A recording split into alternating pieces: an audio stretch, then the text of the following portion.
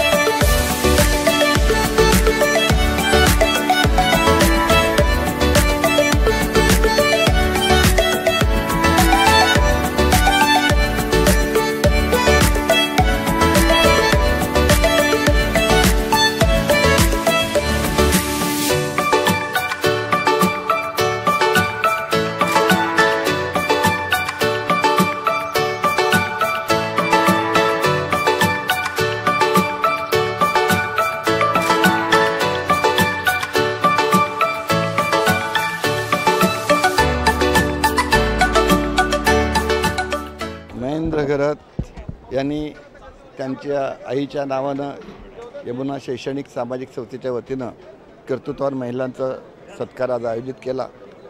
अनेक महिलांनी अनेक चांगले पुरस्कार वर्षाचे मिळवलेत, पण ह्या सर्वांचा सत्कार करून त्यांना प्रत्यक्ष ज्या वेळेला काही मदत लागेल ती मदत देण्याचं कामसुद्धा त्यांनी केलेलं आहे। आणि त्याच्यामधून त्याचं एक जाणीव दिसते की आपण आपल्यापुरता विचार न करता समाजापुरता कर्तृत्ववान अशा महिलांना पुढे आणले पाहिजे, युवकांना पुढे आणले पाहिजे, हे काम त्यांनी अगदी मनापासून केलेलं आहे। त्याच्यामुळे त्याच्या कामाला मी मनापासून शुभेच्छा देतो। हे काम फार मोठं आहे, फार कठीण काम आहे। म्हणजे आपण माणूस स्वभाव आहे माणसाचा स्वतःपुरतं पहिल्यांदा बघायचा, पण महेंद्र घरत काम करत असताना, नेतृत्व करत असताना आपल्यासारखंच त्यांच्या कामगारांना त्यांना मान सन्मान देत असतो।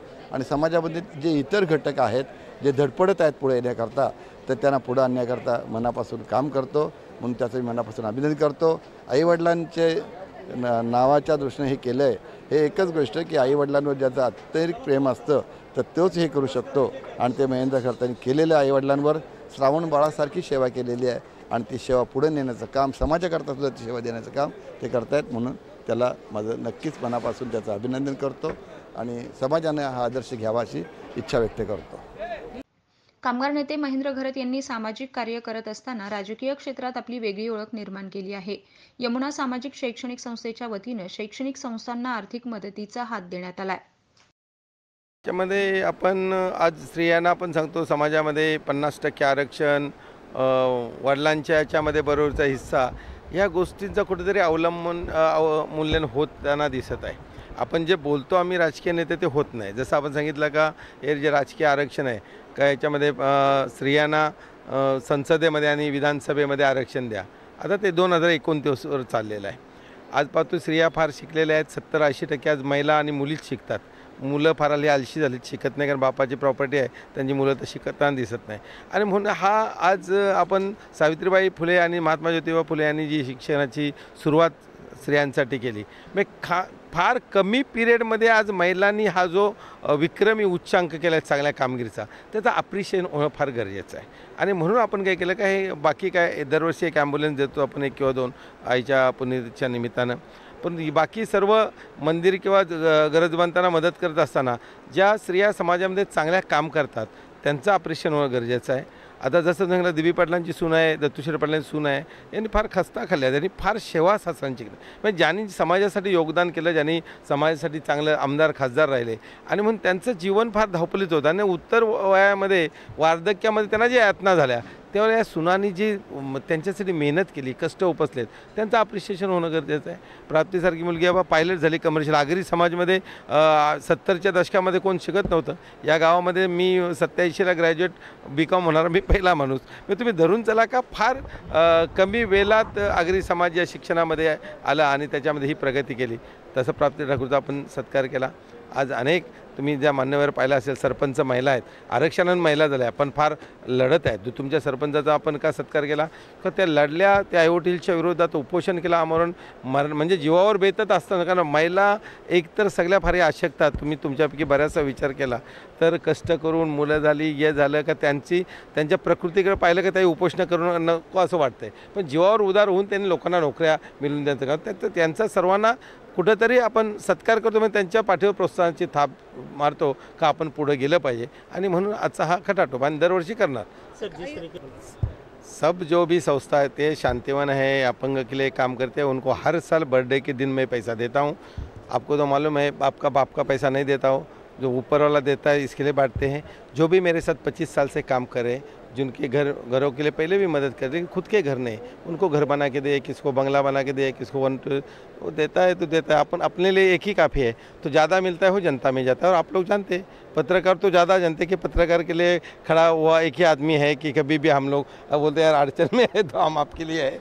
तो इस ऐसे है. और मोर देन 800,000 घरों को आज तक मदद किया. किसी को ईंट दिया, किसी को पत्थर दिया, किसी को बालू दिया, किसी को 2 लाख दिया, किसी को 1 लाख दिया, किसी को 25,000 दिया. जैसे डॉक्टर गुने बोले कोई एडमिट होता है और उसका उपाय करे तो हम लोग को फ़ोन आता है, बोले यार हम लोग हैं. कोविड में मोर देन 50 लाख रुपए खर्चा किया कि हम लोग कुक फूड लोगों को प्रोवाइड किया. आपको मालूम है कि जितने भी आदिवासी है उनको रेशन का 1200 रुपये का किट दिया. तो वो काम है हम करते, मतलब अपने बाप का माल नहीं है. जो आता है खाली आता है, तो खाली हाथ जाना है. हम लोग बोलते देते और देते डंके की चोट पे बोलते थे यार 1 करोड़ का घर देना. मैं बोला जय मत्र ने बाजू में लेके बोला यार इसको 1 करोड़ का घर दिया तो 1 करोड़ के 6 घर दिए. और आप समझो कि 60-70 लाख मतलब तकरीबन मोर देन ऑफिशियल नहीं बोलना चाहते, आजकल ये DCP है. तो जो भी है हम लोग जैसा मामा को घर दिया, ऐसे 10-25 लोगों को घर बना के दिए, जिसका खर्चा 10 लाख आता है, 50 लाख आता है, 15 लाख आता है. लेकिन गाँव में घर, उनका घर बारिश आ रही है, सो नहीं पाते, उनके लिए काम करना. तभी हम लोग बोलते हैं कि हम लोग को कर्मवीर अन्ना ने सिखाया है कि हम लोग अगर रोटी खा रहे तो अगर सोनल भूखी है तो उसको आधा रोटी का हिस्सा दे दो. ये हम कर्म करना चाहते हैं, ये ध्येय आहे. आज मी खूप आनंदी आहे. एका माऊलीच्या रूपाने मिळालेला हा पुरस्कार हा मला येणाऱ्या आयुष्यामध्ये प्रेरणा देणारा नक्कीच ठरेल असं मला वाटतंय. याचं कारण शून्यातनं विश्व निर्माण करणाऱ्या एका स्त्रीच्या नावानं हा पुरस्कार मिळतोय, हे खूप भाग्याची गोष्ट आहे. आणि सावित्रीबाईंचीच मला वाटतं की पुण्यतिथी आहे आणि त्यानिमित्त त्याही माऊलीचा मला सत्कार मिळाल्यासारखं वाटतंय. हे मी माझं भाग्य समजते. मला असं वाटतं की महेंद्र शेठ घरत आणि शुभांगी हे दोघं कपल हे खरोखर म्हणजे कोणतीही आपल्या मनामध्ये वेगळ्या भावना न ठेवता सर्वांना सन्मान देण्याच्या भूमिकेमध्ये. म्हणजे मी महाराष्ट्रभर फिरले, पण अनेक ठिकाणी बघितलं तर म्हणतात स्त्रीला सन्मान दिला पाहिजे, पण स्त्रीला सन्मान देताना सगळेच 5 पावलं मागं असतात. पण महेंद्र शेठांनी स्वतःच्या पत्नीला, स्वतःच्या कुटुंबाला आणि आम्हा सर्व स्त्रियांना जो सन्मान दिलेला आहे तो फार फार चांगला आहे. कारण सगळ्यांचे धन्यवाद, आज मला इथपर्यंत बोलवली आहे आणि मला एवढा मोठा पुरस्कार दिलेला आहे. तर आज मी इथं आहे ते सगळं माझ्या मम्मी पप्पांमुळे इथपर्यंत आलेली आहे आणि त्यांनी मला काही असं फोर्स केला नाही आहे. मी माझ्या स्वतःच्या हिमतीवर इथं आलेली आहे. तर मी माझ्या मागून ज्या मुली येतील मी त्यांना हेच सांगेन की असं काहीतरी करा की समाजाला तुमचा अभिमान वाटला पाहिजे, आईवडिलांना तुमचा अभिमान वाटला पाहिजे. आज मला म्हणजे अनेक पुरस्कार भेटलेत, माझ्या पप्पांमुळे पण भेटलेत मला. तर जसं माझ्या पप्पा मम्मींना जसा माझ्या अभिमान वाटतं तसा माझ्या आगरी समाजाला पण माझा अभिमान आहे की आपल्या समाजातून पहिली मुलगी जी मर्चंट नेव्हीमध्ये सिलेक्ट झाली आहे आणि आज मी जाणार आहे अनेक देशांमध्ये, मी जहाजामध्ये फिरणार आहे. तर या गोष्टीचा मला खूप अभिमान वाटतं आणि तुमचे खूप धन्यवाद, मला इथं तुम्ही बोलवली आणि सर्वांचे खूप धन्यवाद.